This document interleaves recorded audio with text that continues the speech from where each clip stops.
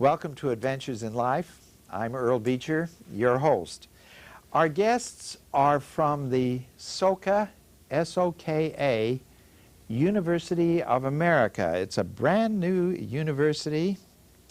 And our first guest on the far side there is Eric Hauber. And he is the Vice President of Academic Affairs. Dr. Hauber, welcome to the show. Thank you very much, Earl. And Wendy Harder is here next to me, and she is the Director of Community Relations. I know I'm going to have fun with Hauber and Harder. Harder. Harder. Harder, with a D. You just did. I just did it. I'm sorry, Wendy. What is the Soka University? Is it a regular university? You want to do that one? We are a brand new four-year liberal arts college. A four-year liberal arts. And we're private and we're residential, which means everybody lives on campus. And you don't see no commuter school? No commuters. Now, you got to realize, Wendy, I taught for 33 years at Cal State Long Beach, and it's a commuter school. They finally built some dorms. And you're going to insist everybody stays right on campus. Not only does everyone stay on campus, it's part of the curriculum. We actually believe that about 50% of your education is what happens outside of the classroom after you've left classes and get your group discussions going and have the opportunity in your dorm rooms to do group projects and actually go out in the evenings and do field trips and participate fully. Well, now, are most of your students going to be from other countries or other areas where they come in here rather than local kids? It'll be a mix. They're all kids when you get my age, let's face it. Okay, what? Well, actually, we probably have some that are going to be in their 30s in this freshman class. Well, I had some in my 60s in my classes. I mean, the old folks are going back to school. And it's a great addition to the classroom. I had them, too, when I taught. Where were you teaching? I was teaching at Fairleigh Dickinson University in New Jersey. I was back there for the last, from 81 through 95 when I came to Soka. Soka. Soka. S-O-K-A, yes. I know you're both graduates from local universities. You're from SC, and you're from UCLA, and you're still friends. Yes, as long as my team wins in basketball and football, we're okay. Okay, what does Soka stand for? Soka is a Japanese word that means to create value. And we love the word because it's short, it's easy to remember, and it exactly talks about what the purpose of education is to enable each student on their own to be able to live a life in which they can always create value, regardless of the circumstances they find themselves in. So you're going to inspire your students to be out there lifting rather than tearing down society, is that right? Absolutely. We hope they inspire us too. But they will. The founder of Soka Education was a Japanese educator back in the 30s, and he felt that there were three phases of life that we needed to get students to. The first is a dependent stage. We understand that. You're young. Childhood. Right. Second is an independent stage. And he felt that most academic institutions aim to get people to an independent stage. But he felt that there was another stage that made a complete human being. And that was a stage what he called a contributive stage. It's a point at which students begin to think about how I can use my qualities, my characteristics, to be able to contribute to society as a whole. Oh, this sounds lovely. Now, you said he was an educator in Japan. Mm-hmm. What was his name again? His name was Tsunosabu Makaguchi. Makaguchi. Makaguchi founded... Now, yeah. He founded an organization of educators, and their goal was to begin to I think, put humanity back into the educational process in pre-war Japan, which was a fairly rigid lockstep, let's produce citizens for the state. Now, this was back in the 30s. Yes. Now, is there a Soka University organization in Japan? Is this a branch, an offshoot, or is this something completely new and independent? The answer to both of those questions is yes. There is a Soka University in Japan. No, I can explain. Okay. There is a Soka University in Japan. It's been in existence since '71, and it's a highly rated, but has about 8,000 students. But we are not a branch of Soka University. We're separately incorporated. We share the same founder, and we share the same philosophy, but nothing else is similar or shared. But the values are the same. We're founded on peace, human rights, and the sanctity of life. And so those are our core values. Now, I believe you said that it was a Buddhist university? It's Buddhist in its heart. I think the values that Wendy just enumerated, peace, human rights, and the sanctity of life, those are core values for most religions, but certainly for Buddhism, they're core values too. Okay. And that we feel that we want to graduate people, not necessarily who are Buddhists, but who feel those values and who can live those values. That's the But purpose you of are our education. accepting students of all faiths. And Oh, yes. And our curriculum is non-sectarian. So we're open to students of all nationalities and all beliefs. But we are looking for students who are interested in giving back in some way to society after they graduate. I see. The thing that caught my attention when I first talked to you about coming on the show was the faculty-student ratio. It's very special. We open, It is, we indeed. open with a 5-to-1 student-teacher ratio. I think only Caltech in California beats us with that ratio. You mean they have a 3-to-1. really? Well, yes. When I was teaching at Long Beach, I had 73 students in 4 different classes. That's 280-something to 1. And you guys are down to 5-to-1? Yes. No, How can you afford to do that? well, we start with 5-to-1. Eventually, as we grow, we'll get up to 1,200 students on campus, and at that time, we'll be 9-to-1. But our goal is never to be higher than that, You're going to cap it at 1,200 students. because part of this whole philosophy of working with each student and helping them to be the best that they can be and being a student-centered university is dependent upon a small student-teacher ratio. You can't do that if you get much bigger than that. There's another reason too, is that we're an international university. And one of our goals is to have students develop, I think, an appreciation for diversity, to lose their fear of difference, to be able to find value in the difference and to learn how to use it for the sake of everybody involved. Well, it sounds like you're going to be mixing ethnic groups. Oh, tremendously. We do in our faculty and our staff already. In our first application pool for our very first year, we opened in August 2001, we have students applying from 35 different countries Okay. for 120 spots. That's why you keep it, That is pretty diverse. Yes. 120 spots. but that's why you keep it small too, because the research shows that when you get much above 1,200, then you start to form enclaves and ethnic groups. If you stay 1,200 or below, then you still keep the sense of a single community. And that's important if you have that much difference. Well, now, how do you finance it? We have the great benefit of having the founding organization behind us is the Soka Gakkai International, the SGI, and it's a world peace lay Buddhist organization, and it specializes in peace exchange, peace activities, mostly through the UN, cultural exchange between countries, and education. So an educational process like this is a very natural outgrowth of that. And the organization is large. It has somewhere between 12 and 15 million members in 163 incorporated countries. And That's a big organization, and so they can... Are they supporting other schools besides this one, I bet? Soka University in Japan, And this one? and this one. Now, are you planning to do more than this one in this country? Please. Get this one started first. No, actually, who knows? I can't tell the future. Our goal right now is to make sure that we do this one as perfectly as we can get it done. Looking at the 2 pictures that you were kind enough to bring along, it looks expensive to me, and for so few students. You're going to only have 120 students the first year, is that the idea? First year, then 120 the second year, and another 120 the third year. So we will build out to 500.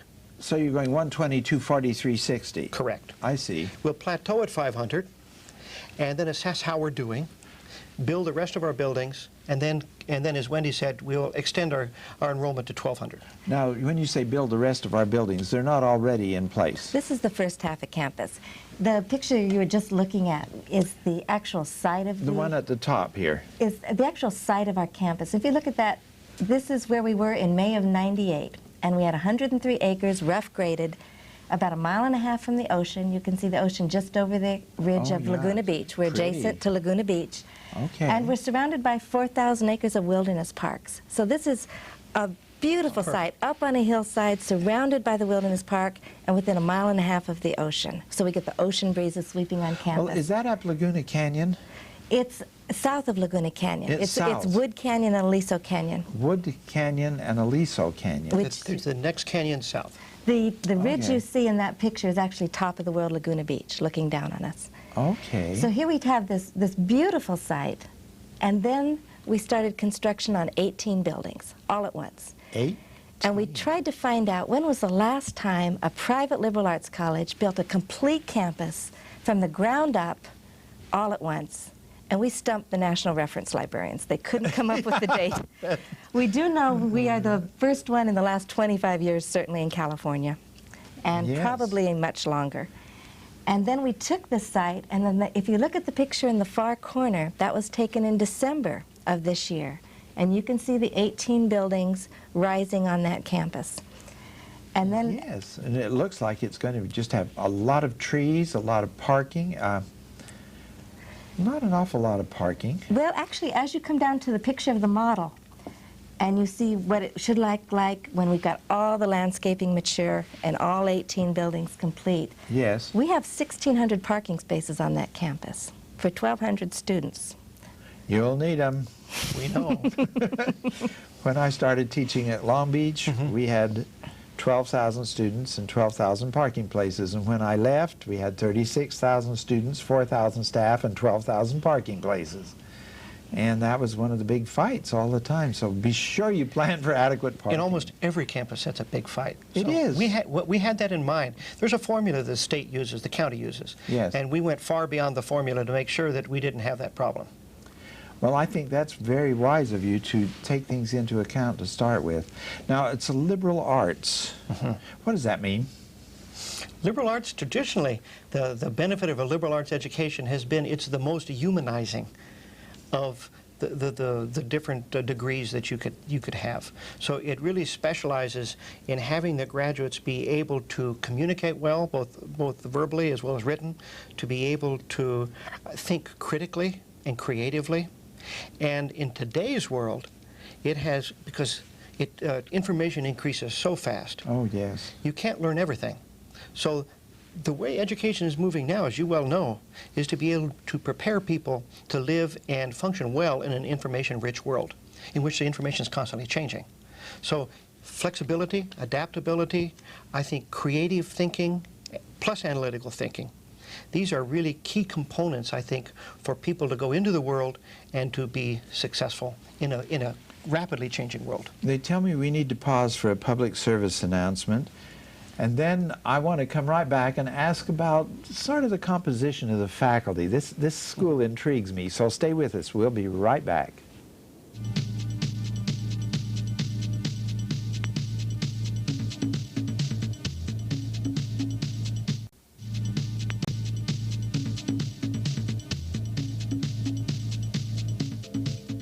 Our guests are Dr. Eric Haber and Wendy Harder from the Soka University, which is a fairly new concept to me. A private, now is this nonprofit or profit-seeking? We're a 501c3 organization incorporated in California.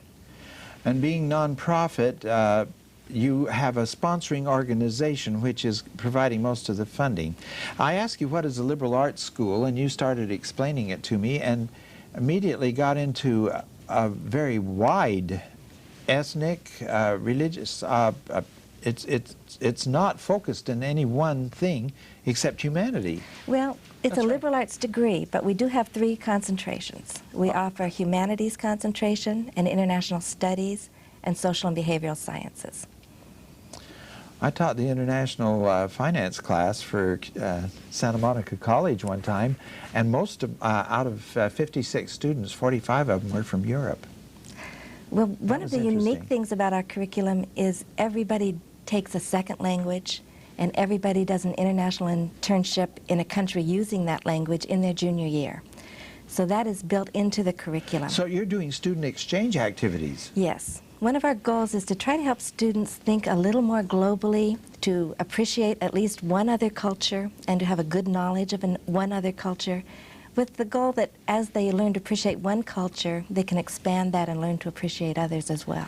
Wendy, tell me, are you focusing on certain languages, or do the students get to choose whatever? Well, because we're only opening with 120 students, we Yes. initially will be offering Japanese, Chinese, Spanish as the languages the students may choose. As we grow, we'll add other languages. But it's interesting, it's very Asia-oriented to start with. And do you have any idea what the composition of the student body will be? We're right in the middle of that process. We will notify final acceptances for students on March 15th. Now, are you accepting students from foreign nations, or are you trying to get more of the youngsters to come from here in California?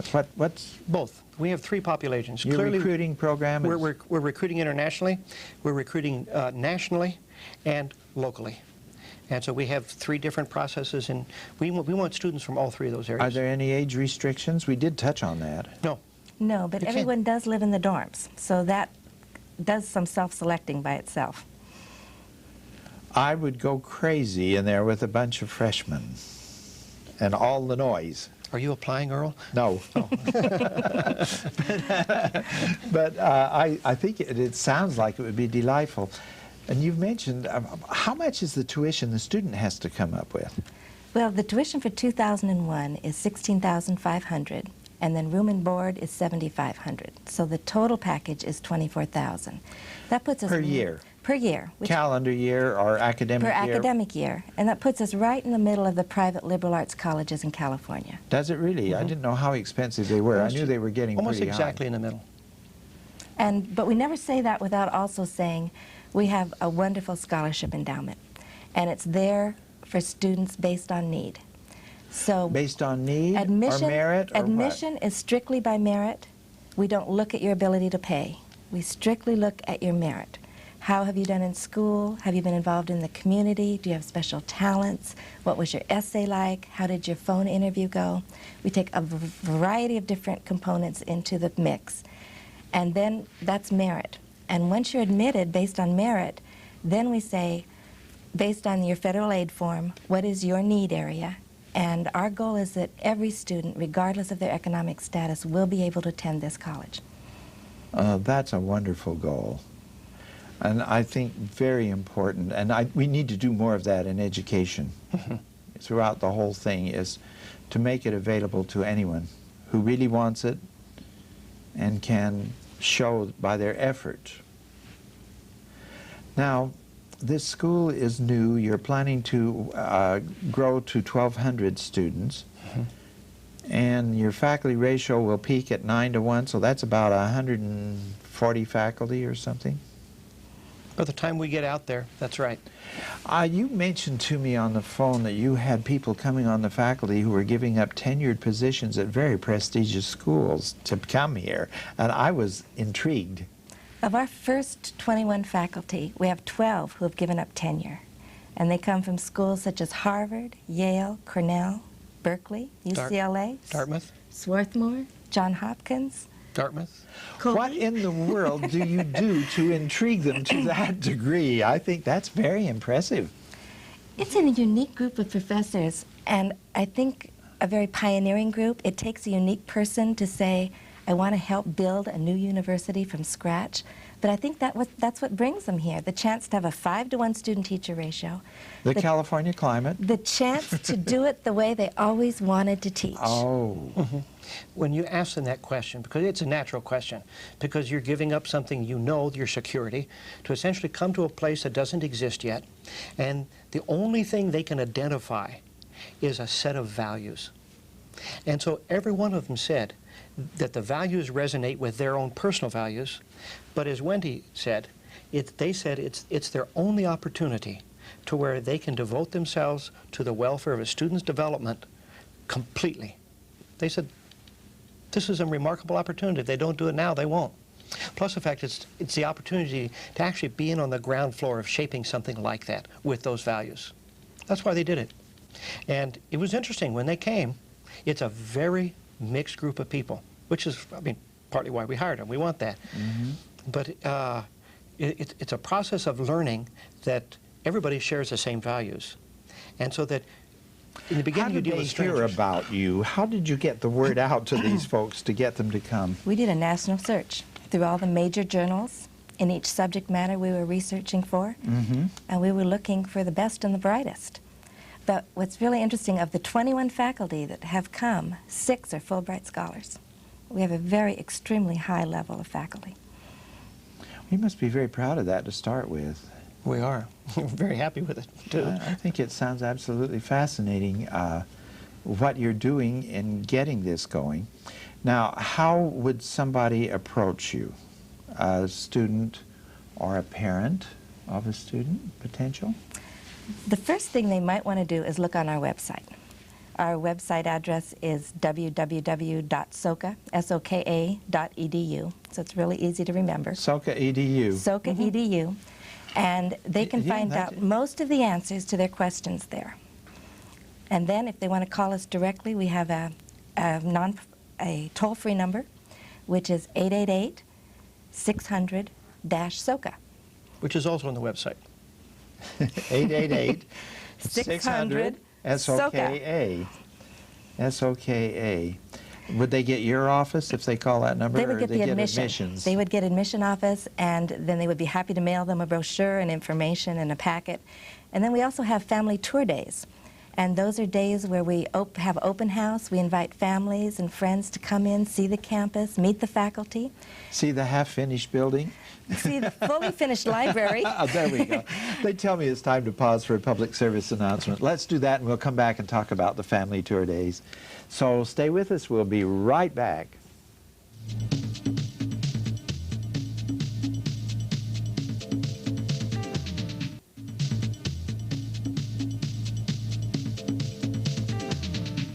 We're here with Dr. Eric Hauber and Wendy Harder of the Soka, spelled S-O-K-A, University from Aliso Viejo, California. And we were just talking about family visitation days. They tell me we've got 2 minutes. I want you to cover a couple of things. Family visitation days, the technology, the computers and things you have, and what was the other one that we had mentioned? The living situation. Living situation in the dorms. Okay. Well, we have a series of family tour days coming up, and you can call the 888-600-SOCA number to find out when's the next one coming up, and you can come onto campus. You can actually go in and see a dorm room. We have 2 students to a room for the freshmen, which their own bath in every room. Oh. This is unique for college campuses. Yes, it is. We also have almost 4,000 computer ports on campus. We are a laptop campus. Every student gets a laptop as they enter the campus. And so wherever they go with their group, whether they're outside or inside, you can plug into a port and sit down and work with your laptop. And everyone has the same equipment. You don't have haves and have-nots. So everyone is on the same technology equipment level.